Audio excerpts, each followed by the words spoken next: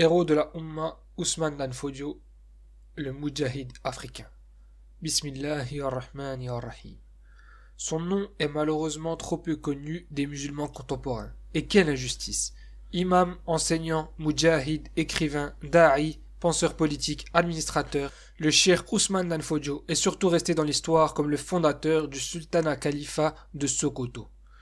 Révolté contre les injustices et le paganisme de son époque, modèle du chef musulman engagé dans tous les aspects de la religion d'Allah, il a su allier subtilement appel au tawhid, asabiyya de l'ethnie peul et djihad pour établir un État islamique puissant, juste et respecté, et propager l'islam authentique au cœur de l'Afrique à l'aube du XIXe siècle, au point qu'il fut parfois appelé le Mujaddid, revivificateur de son siècle. Ousmane Dan Fodio, né en 1754 à Gobir, dans le nord du Nigeria. La région est alors en plein chaos.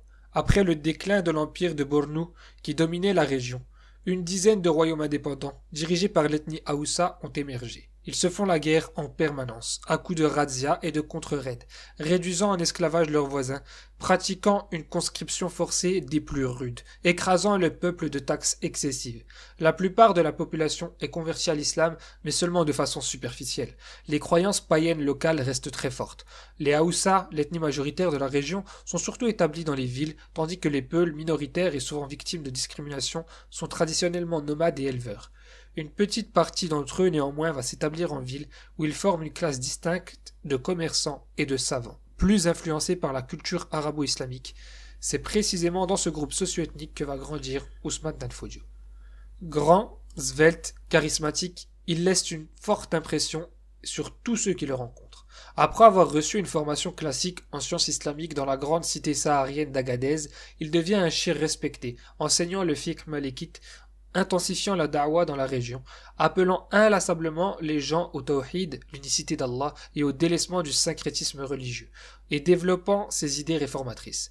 L'un de ses professeurs touareg, Djibril ibn Omar, l'avait en effet convaincu qu'il était du devoir des musulmans éclairés d'établir une société idéale, libérée de l'oppression, des injustices, du vice et du polythéisme. Ainsi, à Degel, dans la banlieue de Gobir, Ousmane Dan Fodio fonde une communauté religieuse qu'il conçoit comme une ville modèle. C'est là qu'il va écrire, enseigner et prêcher pendant 20 ans, devenant très populaire dans les années 1790. Il est soutenu dans un premier temps par l'émir de Gobir qui voit d'un bon œil cette œuvre de revivification religieuse et lui accorde une certaine autonomie. Mais son successeur, Yunfa, craignant ce cheikh aimé du peuple à l'influence grandissante et aux idées révolutionnaires, se retourne contre lui en 1802 et multiplie restrictions et vexations à son encontre. Il va jusqu'à mener un raid surprise contre la communauté d'Ousmane et capturer un grand nombre de ses partisans avant de les humilier en les faisant parader dans le village de Degel. Décidant de passer à l'action, à la tête du reste de ses hommes, Dan Fodio attaque alors l'armée et libère les prisonniers. Désormais recherché par l'émir Yunfa qui cherche à l'assassiner, Ousmane décide de partir en exil avec ses partisans plus à l'ouest, pour chercher refuge chez les Peuls nomades de Goudou. Cette hijra marque le point de départ d'une révolution religieuse, politique et sociale qui va secouer toute l'Afrique de l'Ouest. Car en exil à Goudou, Ousmane Dan Fodio est proclamé Amir al-Mu'minin, commandeur des croyants par ses hommes. Fort de cette nouvelle légitimité, il déclare le djihad contre les émirs Haoussa, qu'il déclare mécréants en raison de leur pratique de rituels polythéistes, de leur syncrétisme entre islam et paganisme, de leur violation répétée de la charia, critiquant également leur prédation économique et leurs injustices fiscales, leur corruption dans l'administration, leur négligence des droits élémentaires du peuple ou encore les barrières qu'ils élèvent contre le commerce et les affaires. Ils détournent les gens du chemin d'Allah et élèvent le drapeau de leur royaume mondain au-dessus de la bannière de l'islam, disait-il.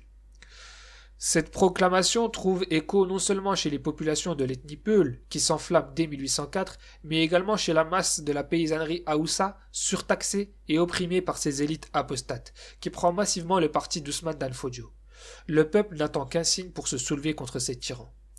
Jouant habilement de la conscience ethnique peul, sans toutefois sombrer dans le tribalisme, son appel touche toutes les villes du nord du Nigeria et du Cameroun, via la classe de commerçants et de savants de cette ethnie qui s'est disséminée dans la région. Conscient du danger, l'émir Yunfa se tourne vers les autres rois Haoussa, et ils unissent leur armée avec l'objectif d'écraser dans l'œuf ce djihad qui menace d'emporter leur trône. C'est le début de la guerre peul qui va durer 4 ans. En décembre 1804, la coalition mécréante parvient à vaincre les Moudjahidines de Danfodio à la bataille de Tsuntua. Plus de 2000 martyrs tombent ce jour-là, dont 200 Hafid al-Qur'an parmi eux. Mais leur succès est de courte durée.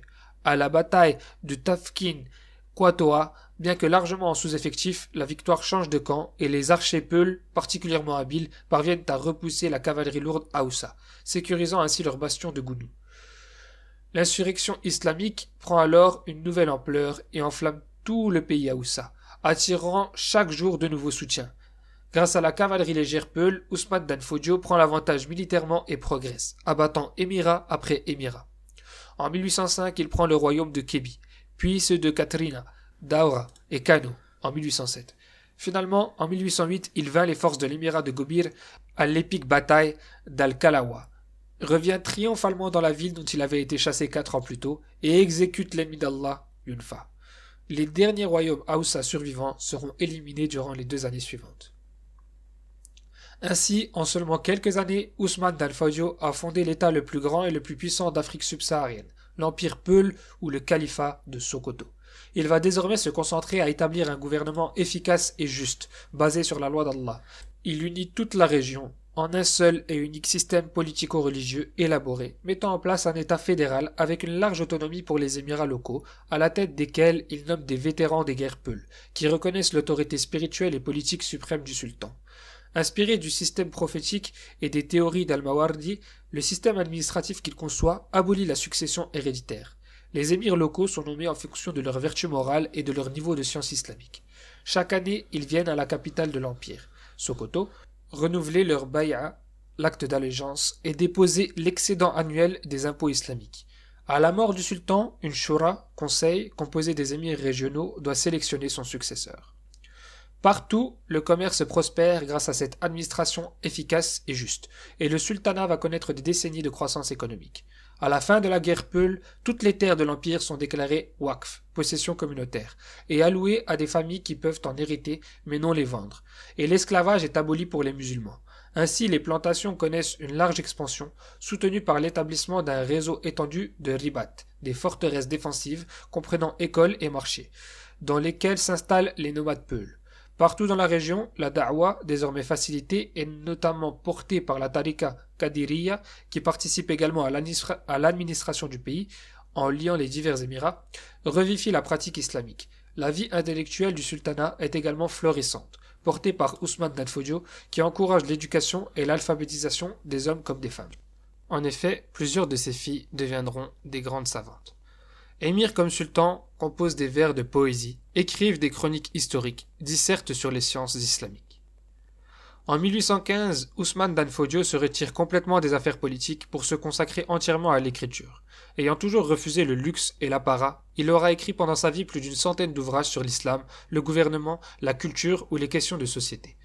Il meurt en 1817, laissant à son fils Mohammed et à son frère Abdallah un État fédérant une trentaine d'émirats et régissant la vie de plus de 10 millions d'âmes au cœur de l'Afrique. Ses successeurs l'étendront encore jusqu'aux années 1830, annexant des terres allant du Burkina Faso au Cameroun, en passant par la plupart du Niger et du nord du Nigeria.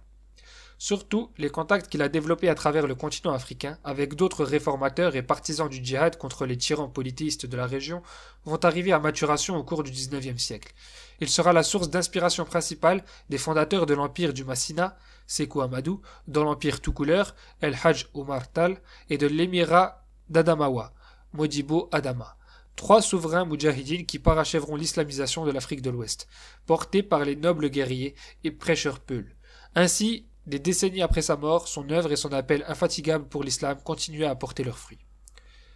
Et qui profère de plus belles paroles que celui qui appelle à Allah, fait bonne œuvre, et dit « Je suis du nombre des musulmans ». Surat al-Fussilat, verset 33.